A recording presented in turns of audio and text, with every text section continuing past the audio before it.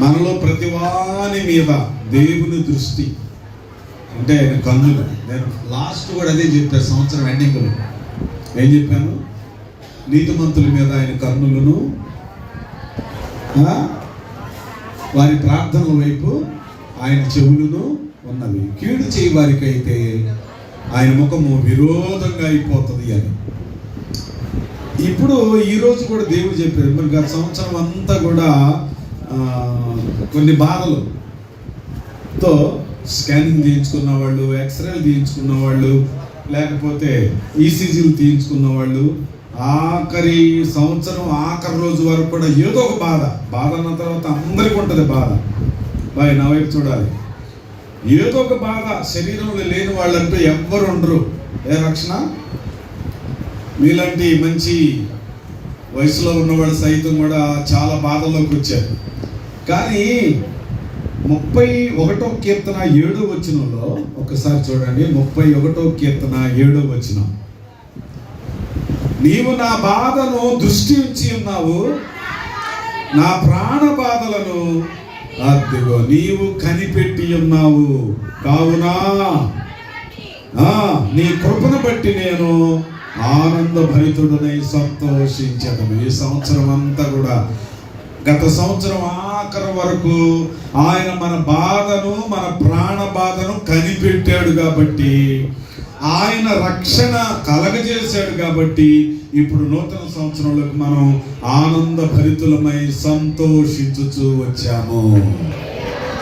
హల్లెలూయా. ఆయన కనిపెట్టకపోతే మన బాధలుగానే ఉంటాయి. శరీర బాధలే కాదు, కొన్ని పరిస్థితుల వల్ల తండ్రులకు, బిడ్డలను బట్టి తండ్రులకు ప్రాణ బాధ, మనసులో బాధ, తలంపులో బాధ, ఎన్నో బాధలు. ఇవన్నీ దేవుడు కనిపెట్టాడు. మేము కనిపెట్టకపోవచ్చు, లేకపోతే ఇంకోడు కనిపెట్టలేకపోవచ్చు, కానీ దేవుడు మాత్రం ఇవన్నీ కనిపెడతానే ఉన్నాడు. ఎవరికి ఆయన సహాయం చేయాలో వారికి సహాయం చేస్తానే వచ్చాడు. ఇంకో మాట ఏంటి తెలుసా? 121వ కీర్తనలో ఏముందంటే, 121వ కీర్తన 4వ వచనం చదవండి. ఇశ్రాయేలును కాపాడువాడు కొనుకడు, నిద్రపోడు. గత సంవత్సరం అంతా బాగా నిద్రపోయిన వాడు చేయొద్దండి.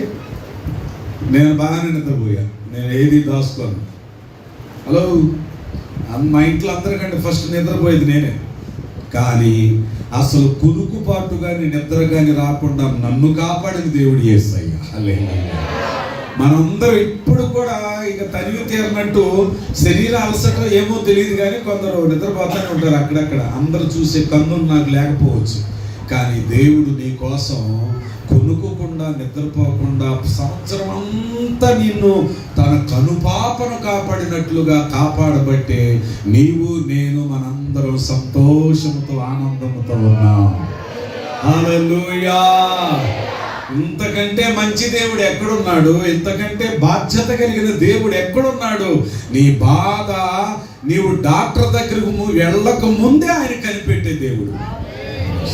ఆయన ముందే తెలుసు, ఆయన ముందు తెలుసు నువ్వు ఏ పరిస్థితుల్లో ఉన్నావు, నీకేం కావాలో. నేను అదే చెబుతున్నా, ఇలాంటి దేవుడి కన్నుల నుండి మనం పక్కకు తొలగకూడదు. మంచి దేవుడు. నీవు ప్రార్థన చేయటం తెలిసినా తెలియకపోయినా ఆయన కన్నుల ముందు ఉండడం జాగ్రత్త పడాలి.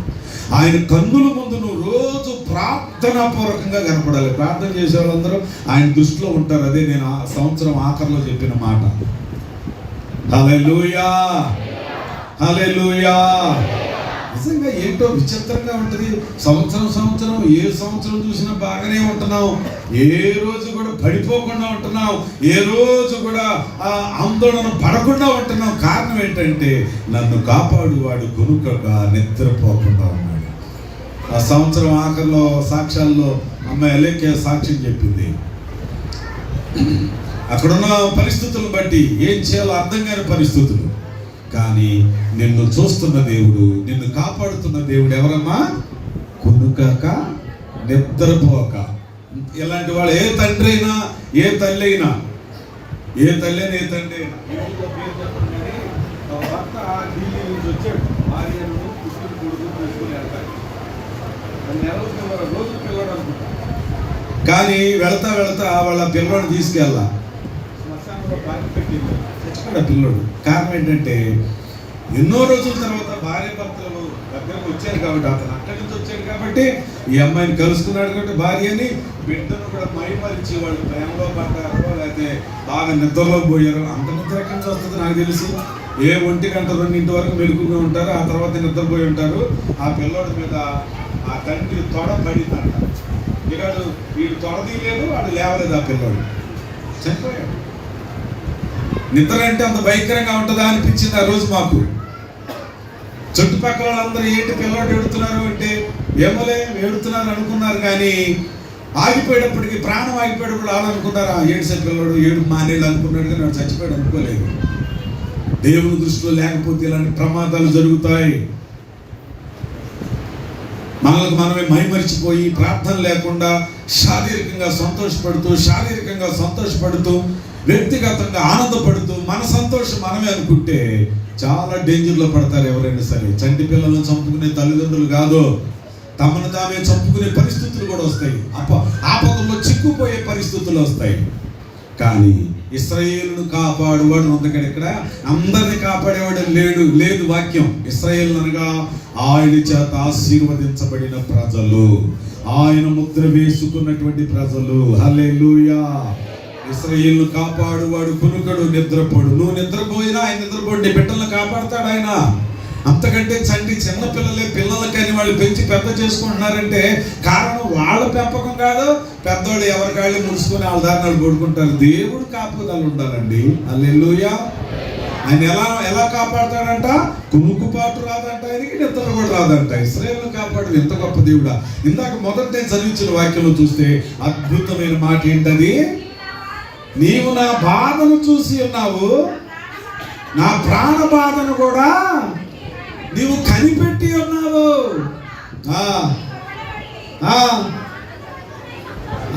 సంతోషించి ఆనందించుచున్నాను. హల్లెలూయా. కనిపెట్టే దేవుడు ఆయన. ఏమి కంగారు పడక్కర్లా, నా దగ్గర డబ్బులు లేవే, నేను ఎక్కడికి పోలేనే, గత సంవత్సరం అంతా అలా అనుకున్న వాళ్ళు ఉన్నారు. కానీ వెళ్ళిన తర్వాత సంతోషంతో తిరిగి వచ్చిన వాళ్ళు. దీన్ని కనిపెట్టినారు ఎవరయ్యా? నేను ముట్టిన వాళ్ళు ఎవరయ్యా? నేను బాగు చేసిన వాళ్ళు ఎవరయ్యా అంటే యేసయ్యే. హల్లెలూయా.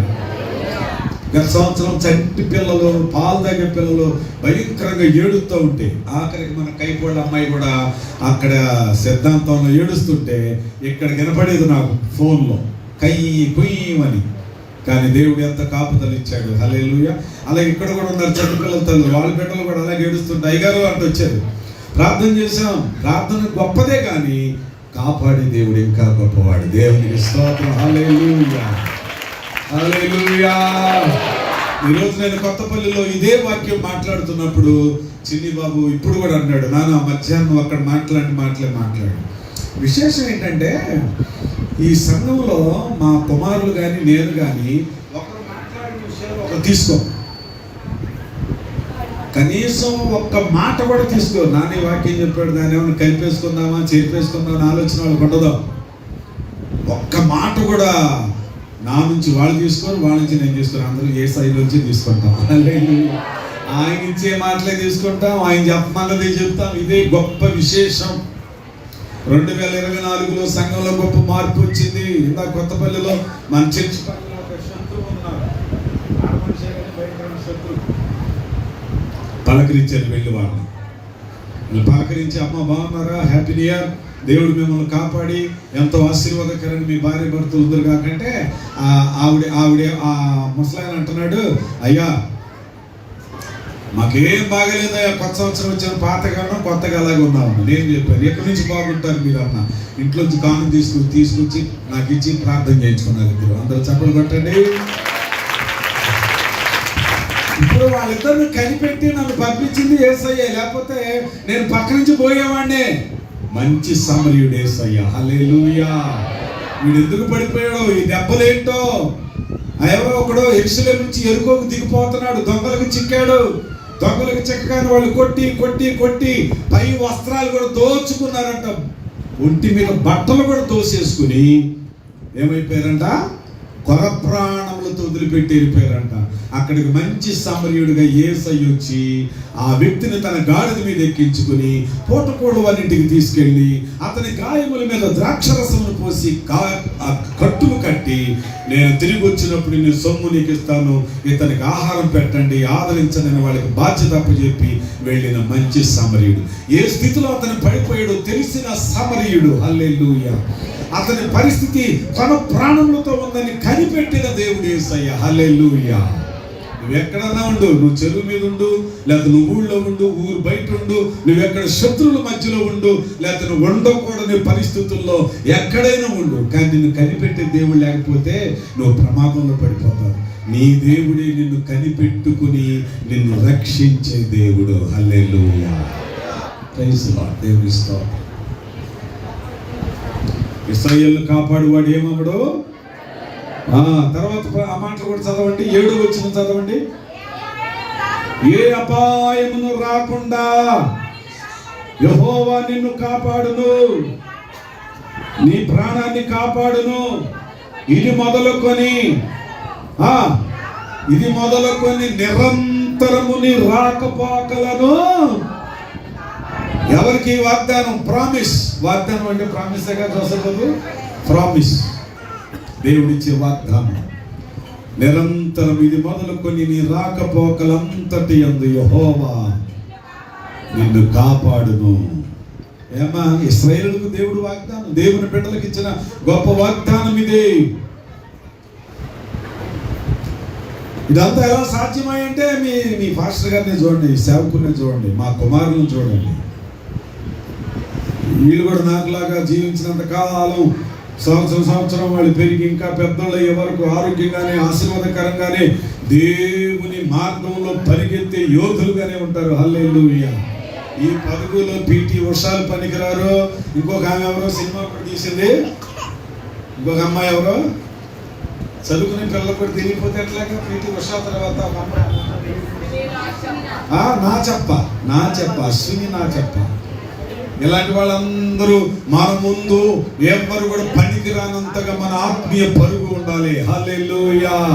పరుగు పరుగు పరుగు పరుగు. నువ్వు పడిపోతావని భయం లేదు, ఆగిపోతావని భయం లేదు. అలసట లేకుండా దేవుడు అంటున్నాడు, పరిగెత్తలేని వాటిని భుజాన్ని వేసుకుంటాడంట, నడవలేని వాటిని గుండెలకు హత్తుకుంటాడంట. హల్లెలూయా. ఎత్తుకొని ముదిమి వచ్చే వరకు, ముసలితనం వచ్చే వరకు నిన్ను ఎత్తుకొని మోసే గొప్ప రక్షకుడుగా, కాపరిగా దేవుడు ఉన్నాడు. హల్లెలూయా. మీలో చాలా మంది యవనస్తులు ఉన్నారు. మనందరం ముసలం అయిపోయే వరకు కూడా దేవుడు మనలను మోస్తానే ఉంటాడు, నిన్ను తెలుసుకుంటానే ఉంటాడు, నీ పరిస్థితి ఏంటో అర్థం చేసుకుంటానే ఉంటాడు. ఆ మాట ఏంటది? ఆయన తెలుసుకుంటాడు. నువ్వెలా ఉన్నావో, నీకేం కావాలో కూడా తెలుసుకుంటాడు, నీకెప్పుడు ఏమి ఇవ్వాలో కూడా ఆయనకు తెలుసుకుని ఉంటాడు. హల్లెలూయా. Praise the Lord. దేవునికి స్తోత్రం. సినిమాలు వింటున్నావా? ఆ వెనకాల కోరుకులు సహోదరుడు ఆయన పేరేంటి? కోరుకోలు ఆయన పేరేంటి? ఒకసారి గురుమూర్తి. Very good. నువ్వు కూడా ఎముకలు ఇరిగిపోయినా సరే, బొయ్యికలు ఇరిగిపోయినా సరే అన్నిటిని బాగు చేసేవాడు ఆయనే, ప్రాణం ఇచ్చేవాడు ఆయనే. హల్లెలూయా. 63:9 యెషయా గ్రంథం 63:9 వచ్చిన చదవండి. తర్వాత ప్రార్థన చేసుకుందాం. నేను చెప్పేది కొంచెమే. వారి యావత్ బాధలు, దేవునికి స్తోత్రం చెప్పండి. నీకు వచ్చిన ప్రతి బాధలో ఆయన కూడా భరించాడు, ఆయన కూడా బాధ పొందాడు. ఆయన సన్నిధి తోత వారిని రక్షించను, ప్రేమ చేతను తాలిమి చేతను వారిని విమోచించెను. పూర్వ దినములన్నిటిలో ఆయన వారిని ఎత్తుకొనుచు మోసుకొనుచు వచ్చెను. అందరూ చెప్పలు కూడా. ఇప్పుడు నన్ను ఎత్తుకుని పోయటానికి మా అమ్మ మా నాన్న లేరు. మీలో చాలా మందికి తల్లిదండ్రులు లేరు, చాలా మందికి తల్లిదండ్రులు ఉన్నారు. మీ ఇద్దరికి ఉన్నారు కదా, కానీ మీ ఇద్దరు మేము ఎత్తుకుంటామా? సగం వరకు ఎత్తుకొని పడేస్తానేమో. ట్రై చేద్దామా? వద్దులే, ఎందుకు వచ్చింది ఏ బాబు, ట్రై చేద్దామా? మీ అమ్మ నన్ను ఒకసారి. కానీ ఎంతవరకు దేవుడైతే ఇప్పుడు వయసు ఉంది కాబట్టి ముదిమి వచ్చిన తర్వాత మనల్ని ఎత్తుకునే శక్తి ఎవరికి ఉంటుందంటే ముసలితనం వచ్చిన తర్వాత భూమి మీద ప్రతి వాళ్ళు కూడా తల్లిదండ్రులు ఏమవుతారంటే నిర్లక్ష్యం అయిపోతారు. ఎవరు పట్టించుకోడు, ఎత్తుకునేదాకేం కర్మ, ఎత్తుకునేదాకా అక్కర్లా, నిర్లక్ష్యం. ఇది ఉంటే అంత పోతే అంత, త్వరగా పోతే బాగుండు అనుకునే వాళ్ళు కూడా ఉన్నారు. కానీ ప్రేమ కలిగిన యేసయ్య ఏం చేస్తాడు? సంసోన్ ప్రేమ కలిగిన యేసయ్య ఏం చేస్తాడు?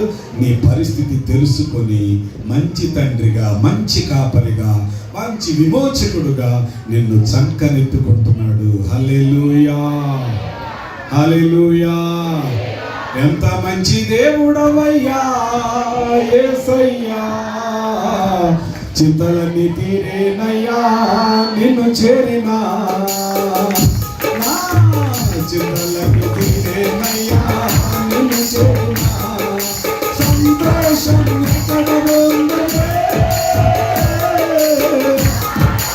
ఒకట నాకు దొరికేననే, సంతోషం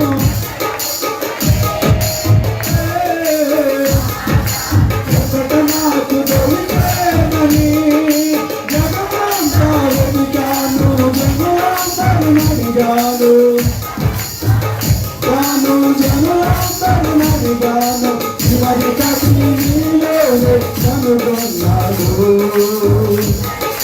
నీలోనే కనుగొన్నాను.